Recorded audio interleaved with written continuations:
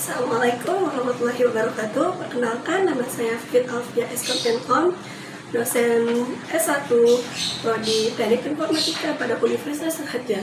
Pada kesempatan ini, saya akan menyampaikan tentang PDD UKT-PT bidang pelajaran dengan mata kuliah struktur data.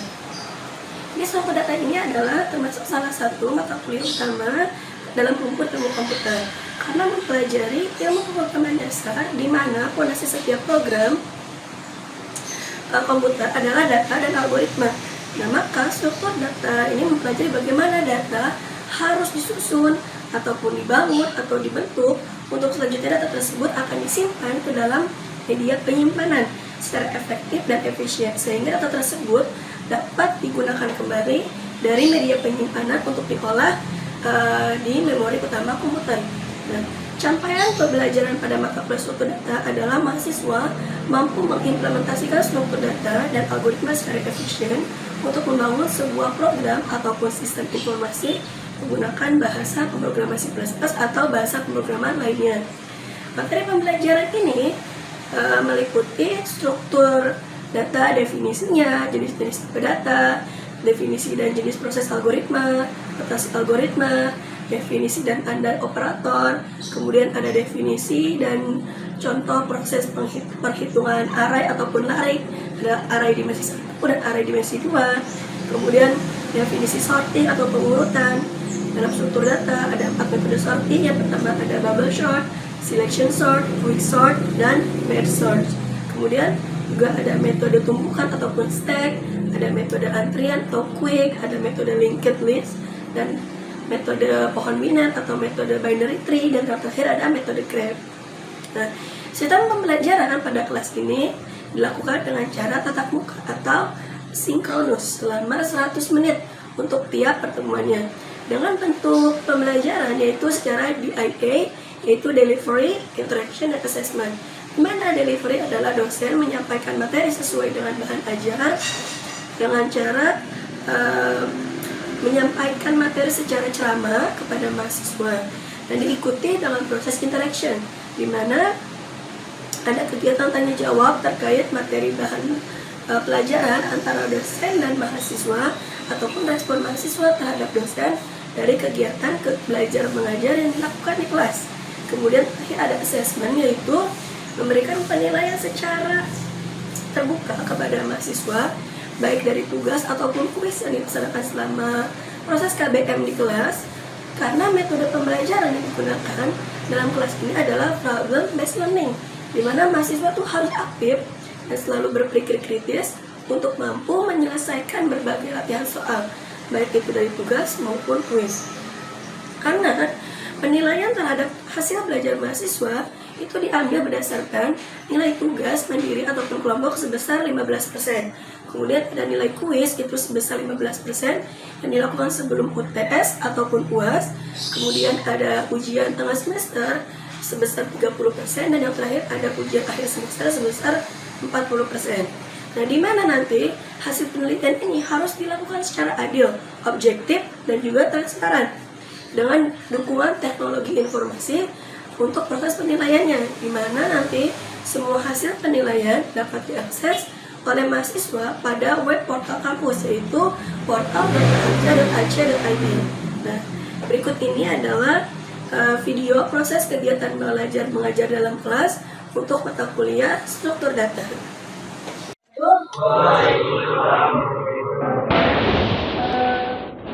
Hari ini pertemuan keempat mata kuliah struktur data.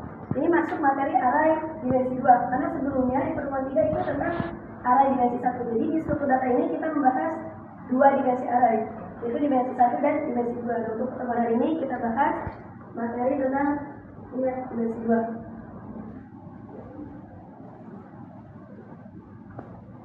Jadi definisi array. Jadi array itu suatu. Nah, jadi array itu adalah suatu data yang paling sederhana atau biasanya disebutnya primitif di bahasa algoritma, yang merupakan koleksi data di mana setiap elemennya memakai nama yang sama, terus bertipe data sama, dan setiap elemen diakses dengan membedakan indeks. Jadi array itu ada indeksnya. Jadi indeks itu kalau untuk dimensi 1 dimulai dari 0, Jadi bukan dari 1 ya. Kalau kita kan sistem bilangan dimulai dari 1.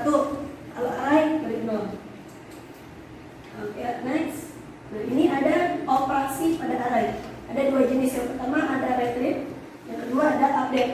Nah, yang retrieve ini adalah membaca atau mengambil nilai di elemen tertentu yang terdapat di dalam array tersebut. Terus yang kedua ini update, yaitu mengubah nilai di dalam elemen tertentu yang terdapat di dalam sebuah array sendiri.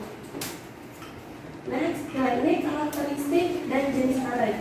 Untuk karakteristik, array punya 4 karakteristik. Yang pertama, mempunyai batasan dari pemesanan. Jadi kita tentuin nih, contoh teman-teman pernah login ya, itu biasanya password dibatasi nggak? Iya. Bener ya, password dibatasi kan? Gak bisa, kalau PIN biasanya 6, boleh nggak dari 6? Jalan kan ya, PIN ATM, PIN password semua tetap bersama. Jadi array itu harus dibatasi. Nah, terus mempunyai tipe data yang sama, bersifat homogen. Contoh kalau untuk nama biasanya kita pakai ya char atau varchar. Kalau untuk PIN biasanya kita pakai integer ya, khusus hanya angka. Terus ada lagi dapat diakses secara acak.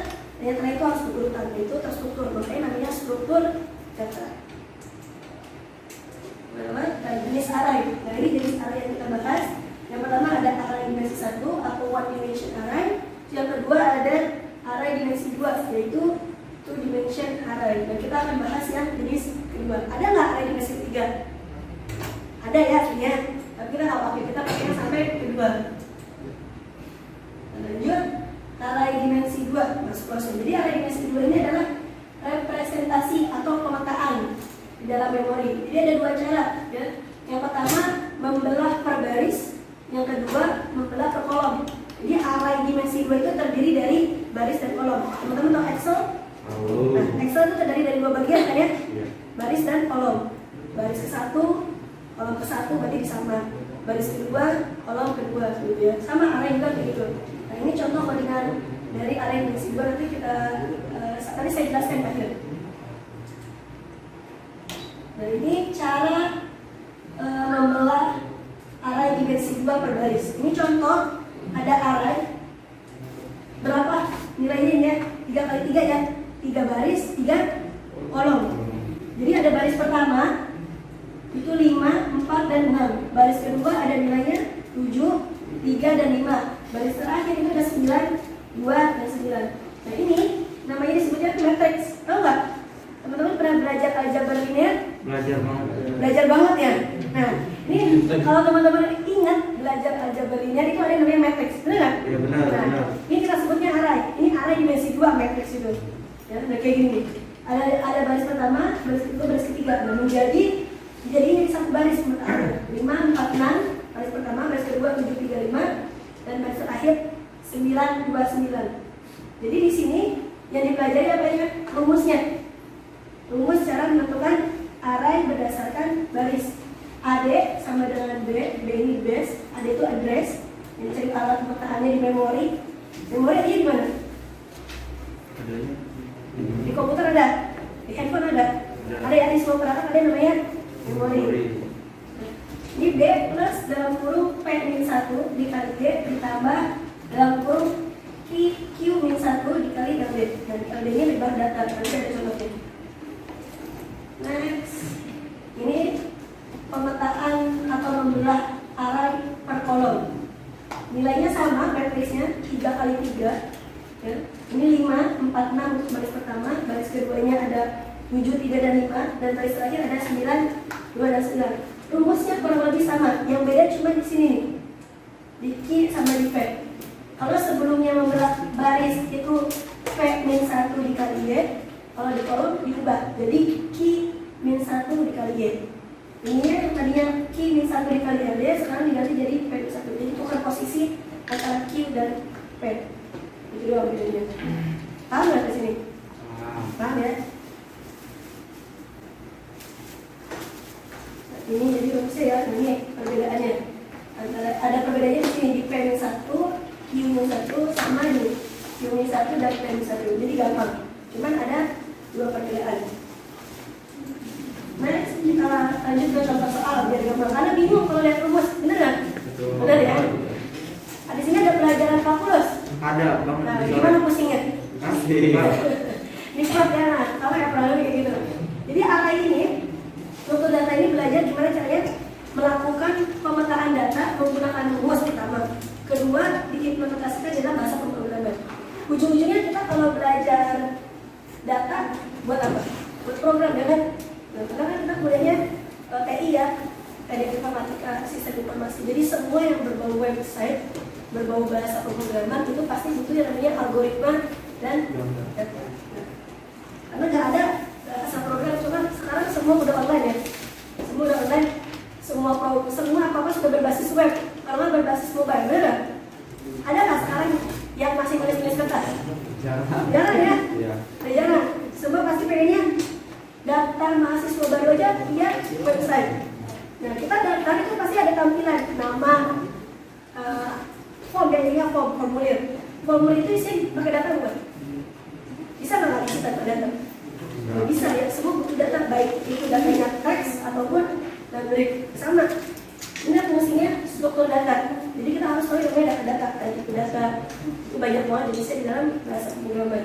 Nah ini baik lagi untuk contoh array dimensi 2. Ini contoh pertama, saya jelasin dulu. Jika kita memiliki matriks, anggap matriksnya itu A. Agak flashback ke aljabar linear ya. Nah, berordo X, Y. Ya. X-nya ini 55, Y-nya ini 78. Yang pertama, dia punya base address. Untuk matriks tersebut adalah 1000. Yang kedua, setiap nilai data membutuhkan 8 byte. Jadi di dalam data itu ada namanya byte, ada namanya bit, benar nggak? Benar ya? Jadi itu tahu paham bedanya. Nah, di sini yang dipakai adalah byte. Pertanyaannya, di lokasi manakah awal nilai data A? Di mana yang dicari X-nya 57, Y-nya 71 disimpan. Jadi saya ulang lagi ya, langsung.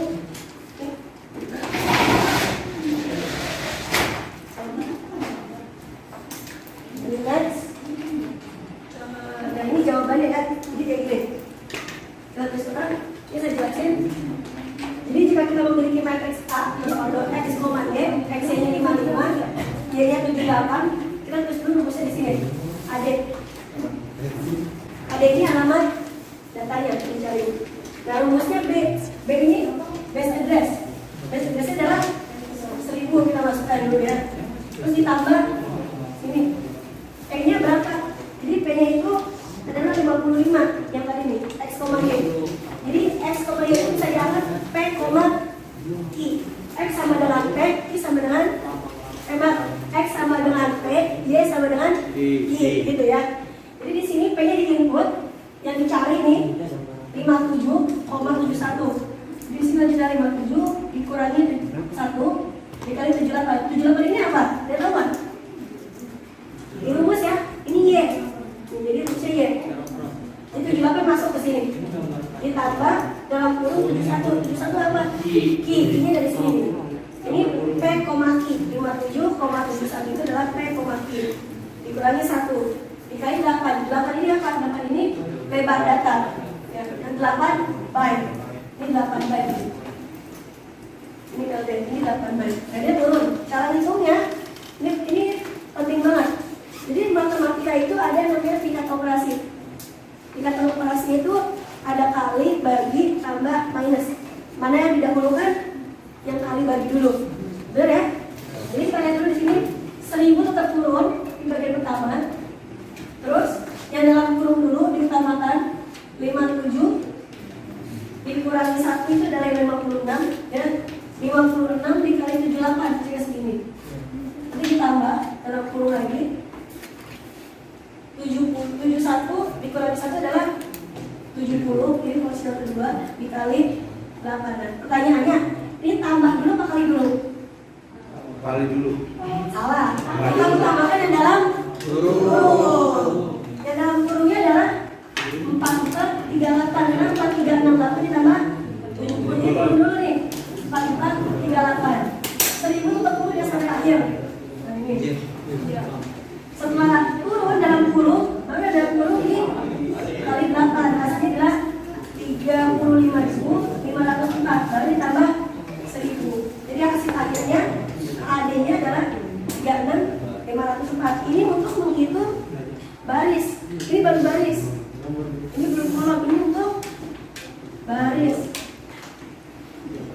Ini baru untuk baris.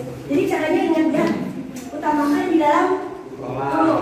Kurung. Jadi yang main di matematika itu di aljabar linear atau di kalkulus atau di mata kuliah yang lain matematika, logika, matematika, yang utamakan itu dalam kurung. Jadi ada namanya tekan operasi dalam perhitungan ya. Utamakan dalam kurung, terus baru kali. Sampai sini? Ada pertanyaan? Ya, kalau nggak ada kita lanjut ya.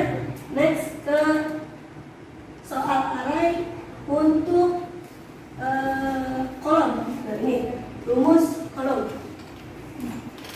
Jadi untuk rumus kolom ini bedanya cuma di antara key dan pad.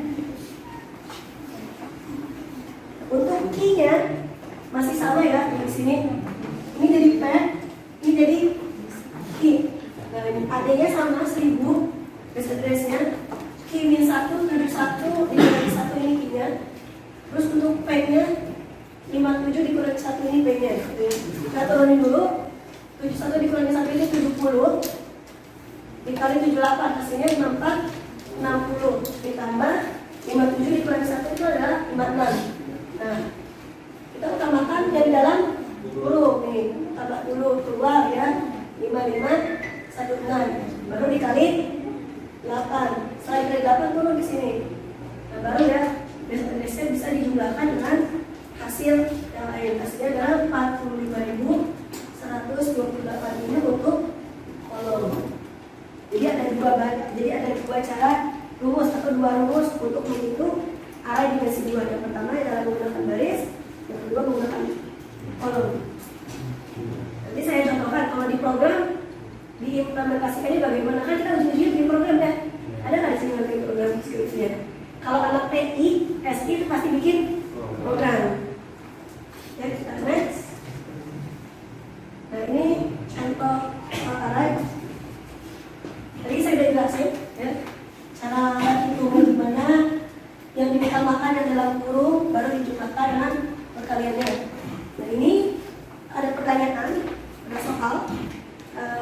Ada tugas sama teman-teman yang bisa maju dapat nilai plus, benar nggak? Benar ya. Nilai plusnya buat apa? Bisa buat UAS. Kalau UASnya kecil, saya nambahin. Biasanya saya gitu. Kalau di mata kuliah lain, kalau misal nilai UASnya misal 70, tapi dia sempat maju nih ngerjain tugas kayak gini ya. Nanti saya tambahin 10 sampai 20 poin. Tergantung tingkat kesulitan soalnya. Nah ini contoh tugasnya. Kita punya matriks A berorder X dan Y, ordernya 60 kali 70. Base address-nya dikasih tahu 800. Kalau tadi bilang ya, kalau yang saya contohkan biasanya adalah 1000. Ini 800. Nah, setiap nilai data itu membutuhkan 10 byte. Kalau sebelumnya butuh data 8 byte memori. Nah, pertanyaannya di manakah lokasi awal nilai data A? Di mana P dia adalah 63, ini P, ini 73 adalah Q ya. Yang dicari ada dua, rumus array dimensi 2 membelah baris. Yang kedua, rumus dimensi array membelah kolom. Ada yang mau maju? 2 orang doang ya, udah bisa banyak. Siapa yang mau maju? Oke.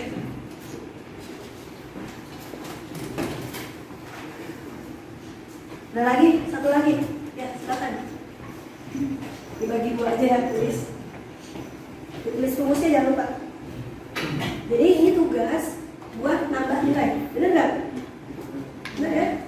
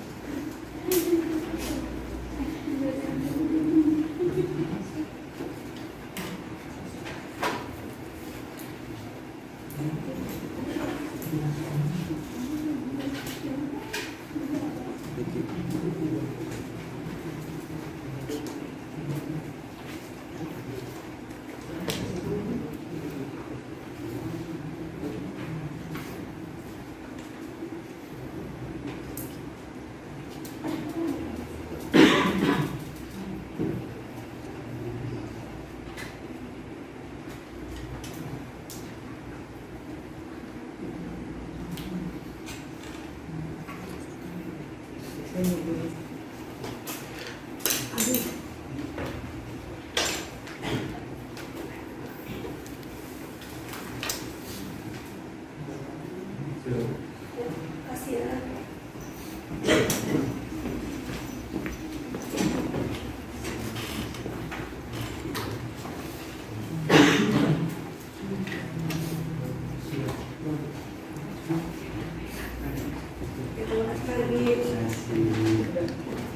Oke, ini kita cek jawabannya benar atau salah. Jawabannya kita bisa cek di sini.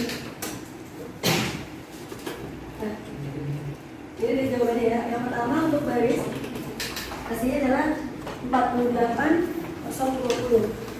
Ini khusus yang baris ya, khusus baris. Nah, jadi jawabannya adalah benar ya, 48,020. Dan ini juga sama, yang kolom jawabannya ini 55.420. Jadi jawabannya betul ya. Ya, terima kasih ya. Tepuk tangannya dong.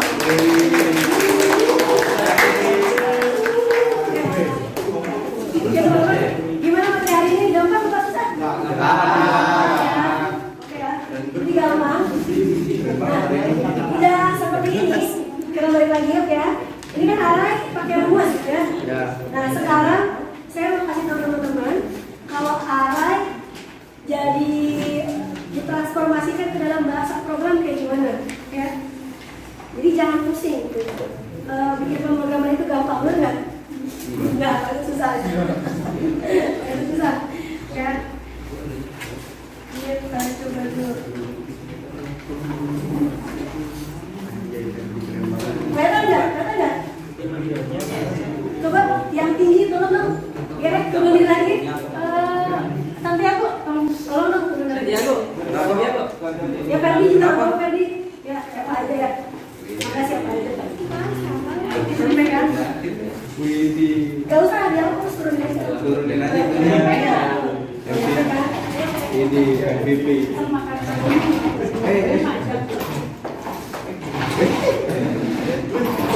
Dalam mainan. Nah, ini contoh arai.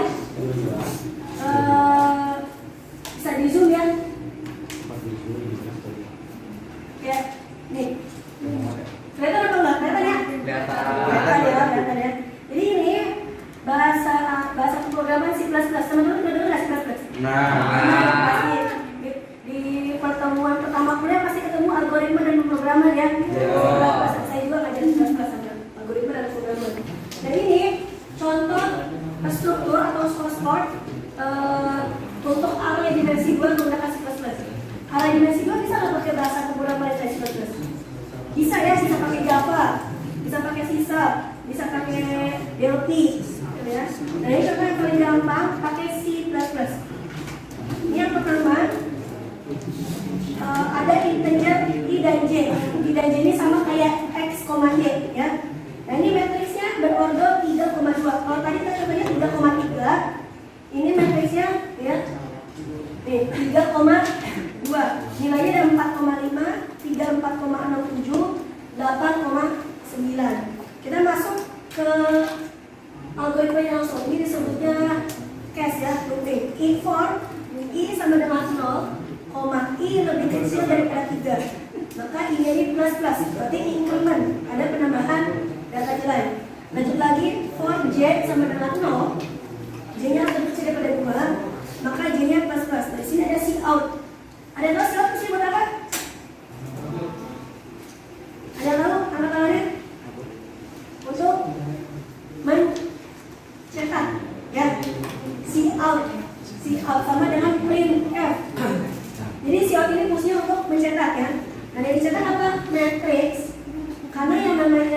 yang dimensi 2 itu bentuknya adalah matriks. Kalau tadi kita hitung matriks 3 kali 3, ini matriks 3 kali 2. Yang itu adalah I sama J-nya. Nah, disini ya, matriks I dan J. Nah, ini gini doang ya. Kalau untuk menampilkan data matriks 3,2. Kalau C++ jangan lupa bilan untuk data hasilnya. Karena kita loading program, katanya hasilnya. Jadi dia muncul matriks 1,0 itu hasilnya 34, matriks 1,1 itu hasilnya 67, ini hasilnya keluar ya. Matriks 2,0 itu hasilnya 8, dan terakhir matriks 2,1 itu hasilnya 9 berdasarkan matriks yang ada di sini. Nah, ini contoh array dimensi 2. Jadi yang namanya materi struktur data ini berkolaborasi ya. Jadi dia nggak cuma bahasa pemrogramannya doang, tapi kita juga bukan cuma belajar datanya doang, tapi kita juga belajar menghitung. Mulai dari dimensi 1, dimensi 2, terus jangan lupa yang namanya semua mata kuliah di dalam rumput ilmu komputer itu perlu diimplementasikan ke dalam bahasa program. Aljabar linear pun bisa diimplementasikan ke dalam bahasa program. 40/11 ya. Oke, materi pertemuan hari ini sudah selesai ya. Bentar ya. Materinya sudah selesai. Terima kasih atas waktunya dan perhatiannya. Semoga ini yang saya sampaikan bisa bermanfaat. Amin. Mohon maaf. Wassalamualaikum warahmatullahi wabarakatuh.